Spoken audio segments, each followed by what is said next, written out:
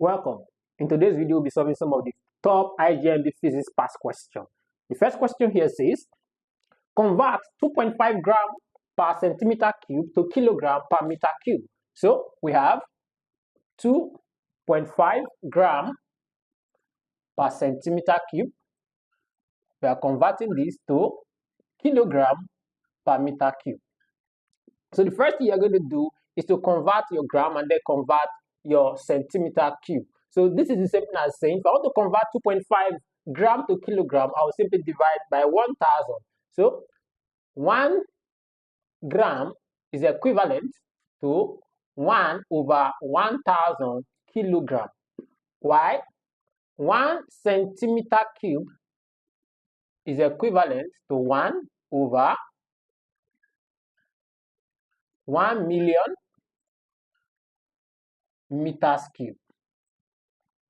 So this is the same thing as saying that I have 2.5 divided by 1000. This is divided by 1 over my centimeter cube there will become 1 million. So this will give me 2.5 over 1000 times 1 million over 1. So this 3 0 cancel out 3 0 from here, and this will give me 2500 kilogram per meter cube. So the final answer to question number 1 is 2500 kilogram per meter cube. So moving on to question number 2, it says, determine if the formula period is equals to 2 pi square root of mass over force times x is dimensionally correct. So we are asked to determine if this formula is dimensionally correct. The only way that this formula will be dimensionally correct is when what I have on the right hand side is equal to what I have on the left hand side. And we know that our period, ordinarily, the dimension is time because it is measured in seconds. So I will equate this to this. This is the same thing as say that this other part, I have 2 pi root mass over force times displacement. So this here, our 2 pi here is a constant, so we don't need it. So this is the same as saying I have square root of, I have mass, which is a dimension. Then the dimension for force is mass times acceleration. That will give me mass, length per time square, times displacement is measured, is a function of length, so it is measured in length. So I have what? Times length. So this is the same thing as saying mass here will cancel out mass, length here will cancel out length. So this is the same thing as saying square root of 1 over time square. So if you simplify this further, this will give me square root of time raised to power 2, which is the same thing as saying I have what? Time. So if my period here is time, and when I simplify this at the end of the day, I also got time, it means that this formula is dimensionally correct.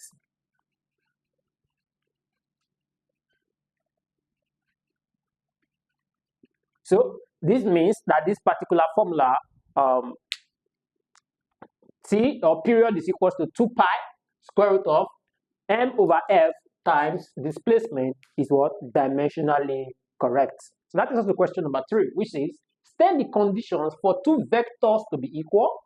Give 4 examples of magnitude as applied to vector and scalar quantities. Now, the conditions for 2 vectors to be equal is that first, one, they must have the same magnitude.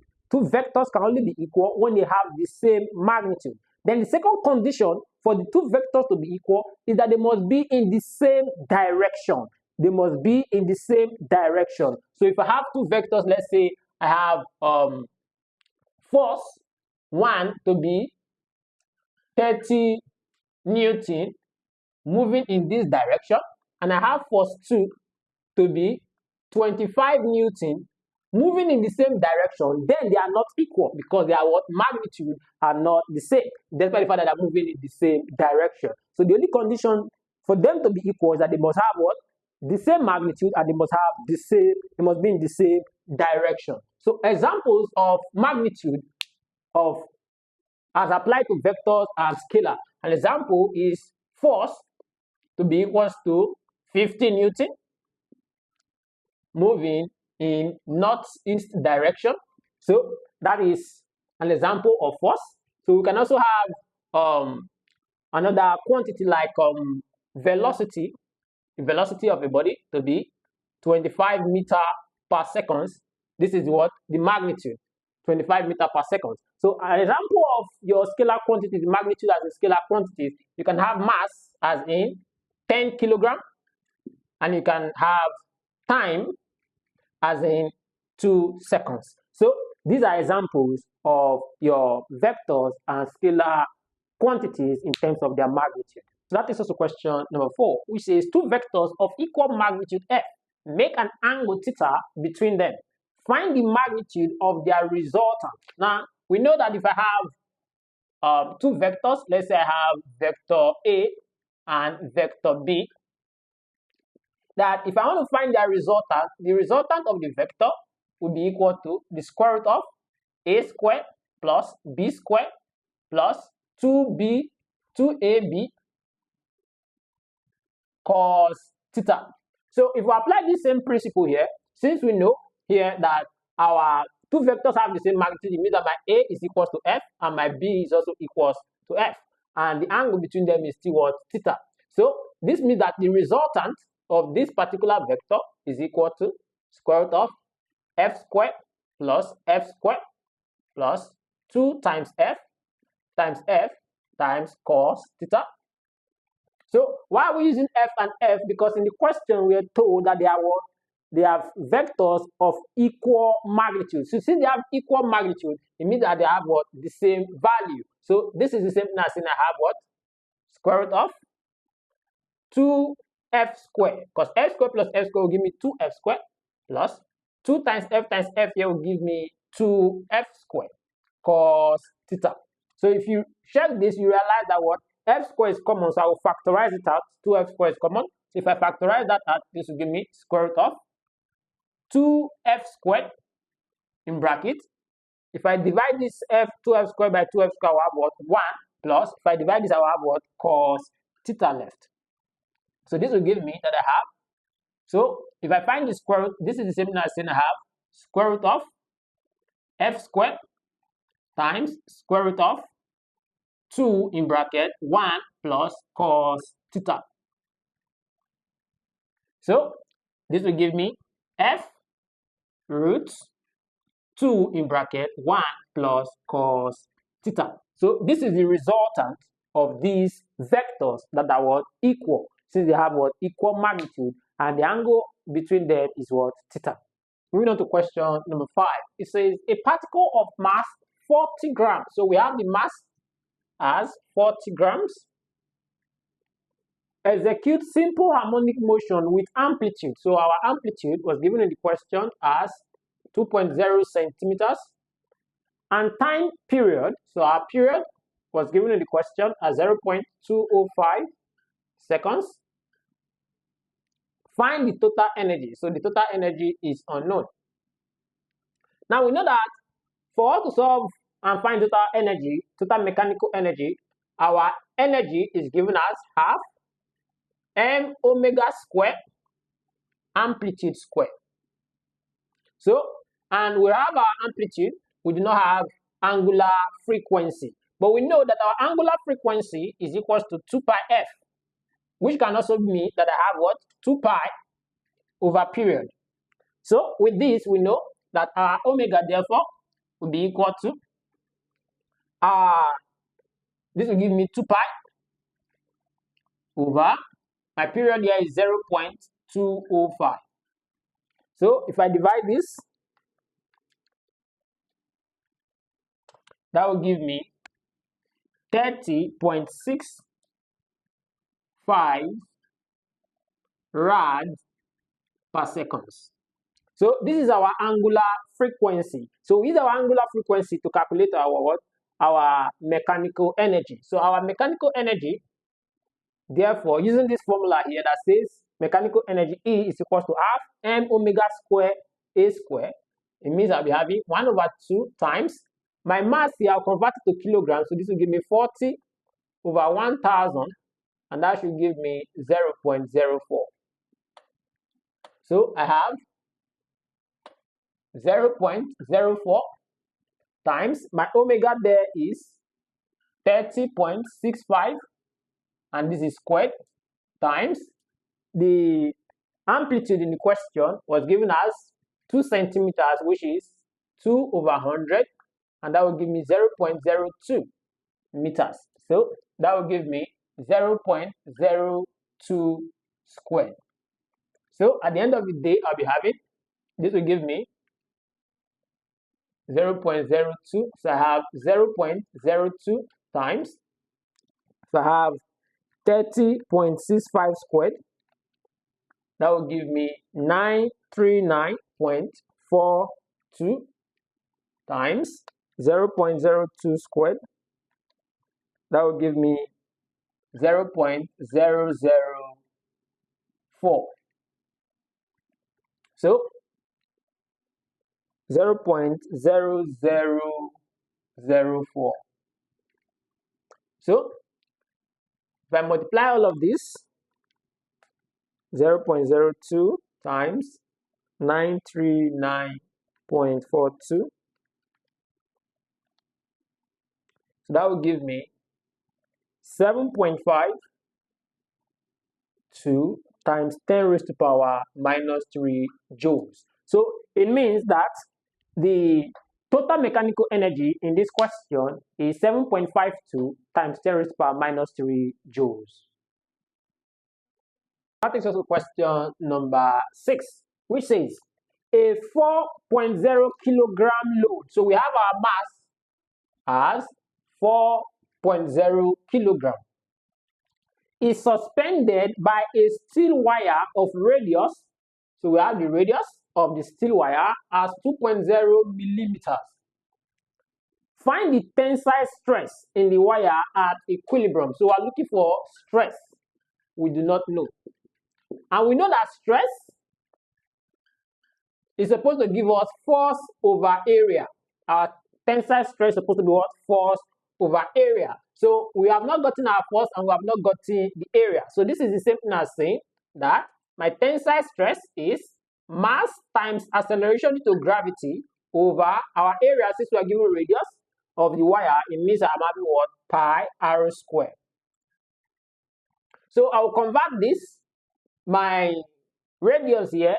So this means that this will give me 2/1000, because if you are converting from millimeters to meters, you divide by 1000.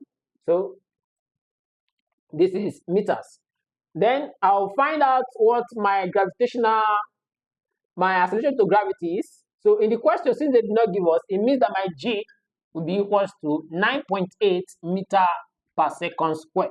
So if I impute all of this into the formula, this means that I'll be having my stress to be equal to 4 times 9.8 divided by pi times 2/1000 squared. So this will give me 4 times 9.8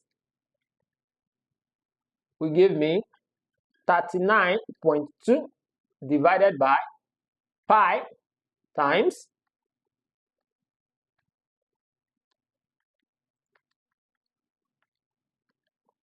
2/1000 squared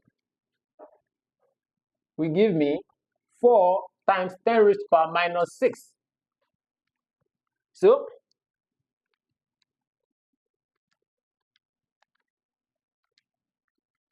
this will give me 39,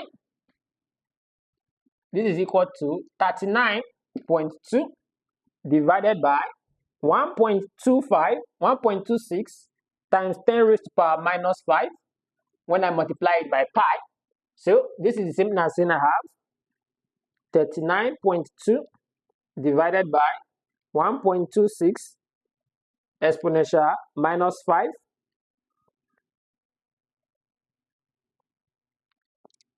39.2 divided by 1.26 exponential minus 5.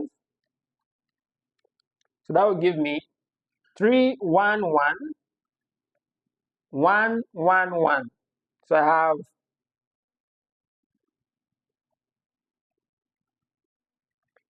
this is the same thing as saying I have 3.11 times 10 raised to power 1, 2, 3, 4, 5, 6 times 10 raised to power 6 Newton per meter squared. So at the end of the day, the stress, tensile stress in this wire of loaded with a 4.0 kilogram mass is going to be 3.11 times 10 raised to power 6 Newton per meter squared. So that is also question number 7, which says define a fluid and give 2 examples. Then question number 7b says define adhesion and cohesion. So a fluid is a substance which flows and has no definite shape. A substance that flows and has no definite shape is called a fluid. And it can either exist as a liquid or a gas. An example is water. So water is an example of a fluid. Then we also have gases like your O2, oxygen gas, H2, hydrogen gas. They are also what? Fluid. So they said define adhesion and cohesion. Adhesion is the force of attraction between substances of unlike particles. For example, you have water and glass. So the force of attraction between water and glass is called adhesive force or the force of adhesion. While cohesion is the force of attraction between particles of the same structure or substances of the same particle. So, for example, the force of attraction between water and other molecules of water is called cohesive force, or the force of attraction between the particles of mercury that makes them stick together is called cohesive force. So, example of your cohesive force, like I said, is the force of attraction between your mercury particles and that of water particles. So, but if you are having the force of adhesion, you are comparing the force is present in a particular substance with that present in another substance. It's called what? Adhesive force, like water and glass. So that is also the next question, question number 8, which says for wave equation y equal to, so we have a wave equation that says y is equal to 5 sine x minus 60t. Find the wave number. So we are looking for wave number. Wave number is unknown. We are looking for the frequency is unknown. We are looking for the wavelength is unknown. And we are looking for the velocity is also unknown.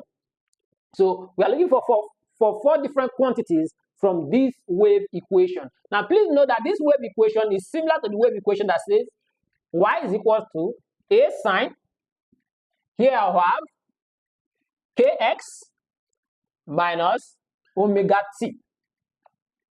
So these 2 wave equations are very similar. So you can see here that where I have my amplitude is where I'm having 5. So the amplitude here is what? 5 centimeters or meters. So here I have sine. Here I have what? Kx. So you discover that what? The coefficient of x here is 1.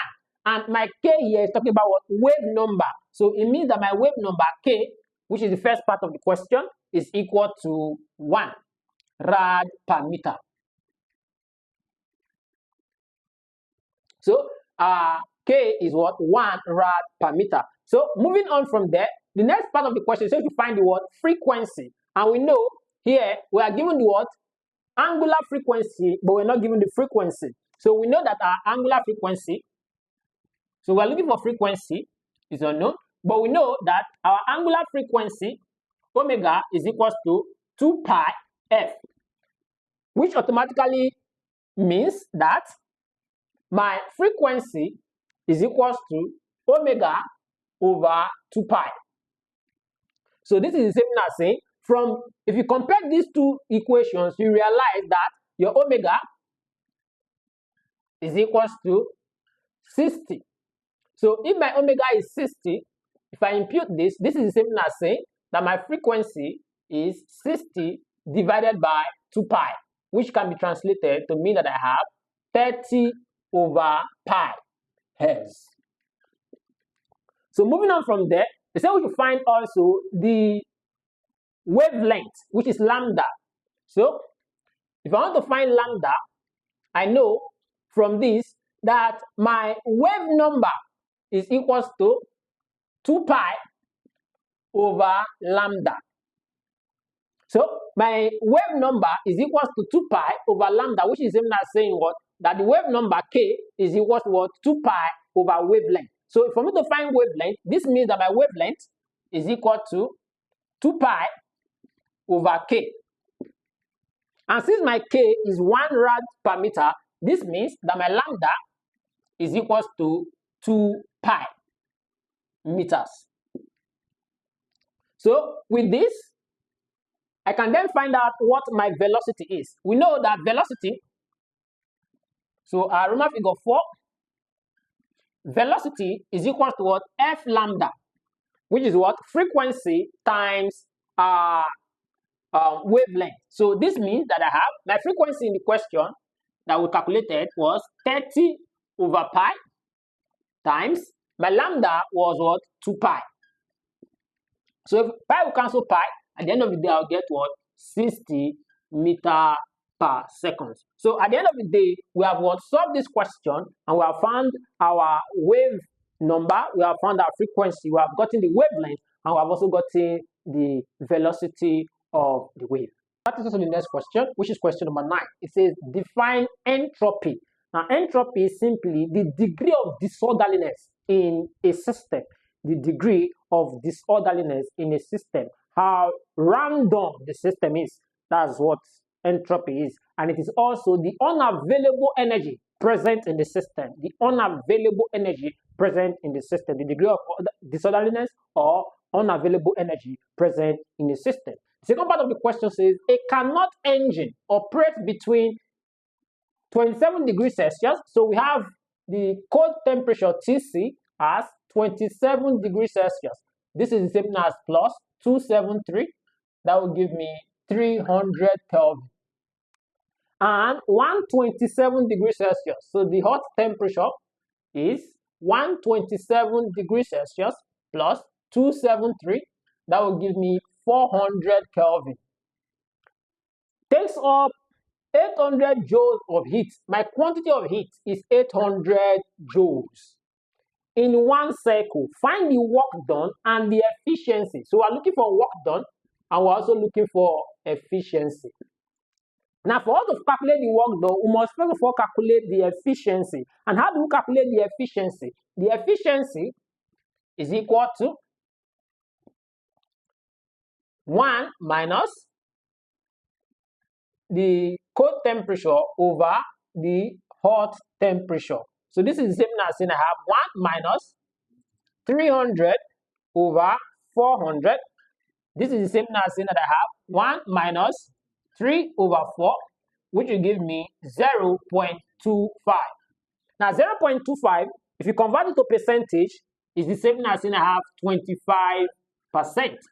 So this is the efficiency of the Carnot engine. Now the other part of the question is that we should calculate the work done by this Carnot engine. Our work done is equals to efficiency times the quantity of heat. So this is the same as saying I have 0.25 times 800, and that will give me 200. That will give me 1 over 4 times 800, and that will give me 200 joules. So at the end of the day, we've gotten the efficiency of this Carnot engine as 25% and the work done on this Carnot engine as 200 joules. Moving on to question number 10, it says calculate the energy radiated per second. So we're looking for the energy radiated per second. Energy per second is the same as power, because we know that power is energy over time. So energy radiated per second is power. So you know that power is unknown. By a sphere of radius 10 centimeters. So the radius is 10 centimeters, which is 10 divided by 100, which will give me 0.1 meters. At a temperature, they give us the temperature as, so T was given in the question as 727 degrees Celsius. This is plot 273. That will give me 1000 Kelvin. 1000 Kelvin. Assuming black body radiation. So we're going to be using Stefan's formula, which says that power is equals to.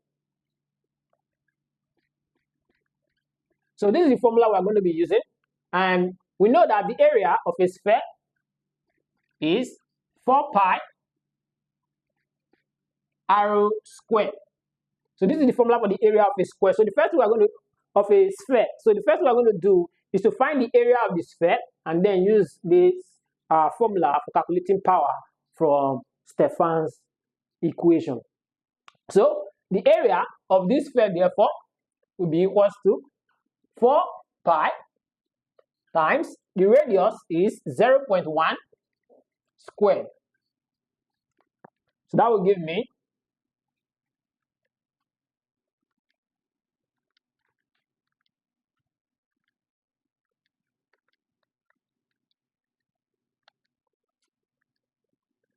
So that will give me 0.125 meters squared. So now that I've gotten the area, I will use this area to calculate. This is also the same thing as saying I have 1/25 pi meters squared, if you want to put it in terms of pi. So I will use this now to calculate my power. This means that my power is equals to, now I know that Stefan's constant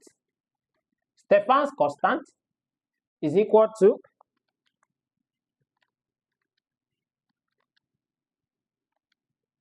(5.67) times 10 raised to power minus 8. So I will impute this into the original formula. So it means that my power will be equals to 5.67 times 10 raised to power minus 8 times the area that we calculated is 0.125 times the temperature raised to power 4. So I'll have 1000 raised to power 4.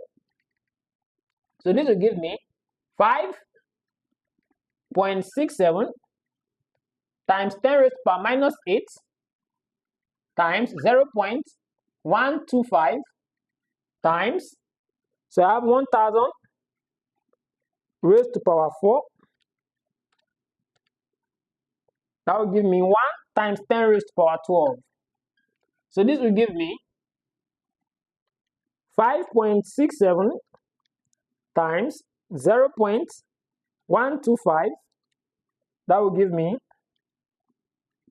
0.70875 times 10 raised to power minus 8 plus 12. So this will give me 7.09 times 10 raised to power 3 watts. So at the end of the day, the energy radiated per second is going to give us 7.09 times 10 raised to power 3 watts. Moving on to the next question, which is question number 11. It says a 20-gram particle. So we have the mass as 20 gram. This is equivalent to saying 20 over 1000, and that will give me 0.02 kilogram. It's projected vertically upward at 10 meters per second. So we know that the initial velocity was given as 10 meter per second. And because it was projected on the Earth surface, we know that our G is supposed to give us 9.8 meter per second square. So they say find the work done by gravity during ascent. During ascent simply means when it is what? Going upward. So it is disobeying the law of gravity at that time. So let's first find the height it gets to. We know that our height is equal to u square over g. So if my height is equal to u square over g, this means that my height is equal to 10 squared divided by 9.8. And that will give me 100 divided by 9.8. And that will give me 10.2 meters. So now that I've gotten the height, and then I'll find the what? The work done by gravity during ascent. So the work done by gravity is going to be negative potential energy, negative PE.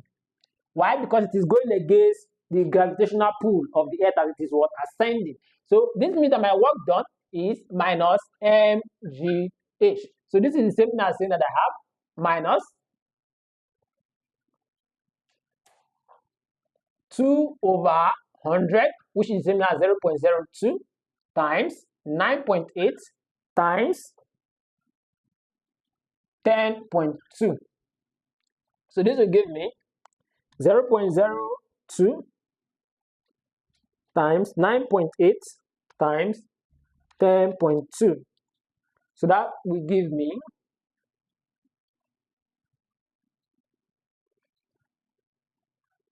0.02 times 9.8 times 10.2. That will give me 1.999. So that is approximately equal to minus 2 joules. So it means what I'm having here is minus 2 joules. It means that the work done during ascent is minus 2 joules. Okay, moving on to the next question, which is question number 12. It says a platinum resistance thermometer reads 80 ohms. So you have the resistance as 80 ohms at 0 degrees Celsius. So our R naught is 80 ohms, and 900 ohms at 100 degrees Celsius. Our R100 is 900 ohms.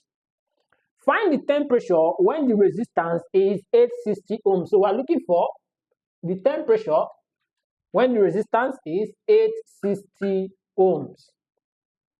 860 ohms. So we know that our C100 is 100 degrees Celsius. Our C0 is 0 degrees Celsius. So we're looking for C theta. So at what temperature in Celsius was our resistance thermometer measuring 860 ohms? So we know that our formula is going to be R theta minus R0 over R100 minus R0 is equal to C theta minus C0 over C100 minus C0. So if I impute my values here, it means what I'll be having at the end of the day is going to give me 860 minus 80 divided by 900 minus 80 to be equal to C theta minus 0 over 100 minus 0. So this will give me 780 over 820. This is 820 is equal to C theta over 100. I'll cross multiply. If I cross multiply here, I'll have 820 C theta is equal to 780 times 100. Divide both sides by 820 divided by 820. So it means I have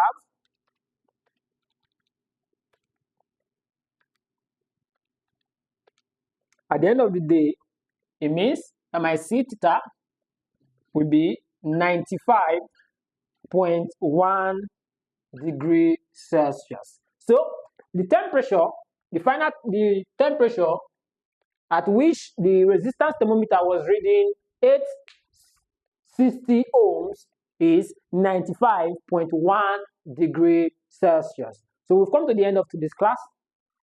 Follow this channel for more questions like this, and thank you. Hi, I'm sure you enjoyed the content you just watched.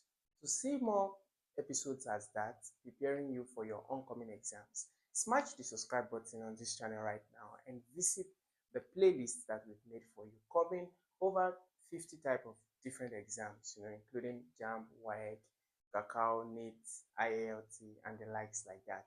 Also, in every video you watch, we have the link to our apps where you can download on Google Play Store and Apple Play Store and practice hundreds of past questions for free.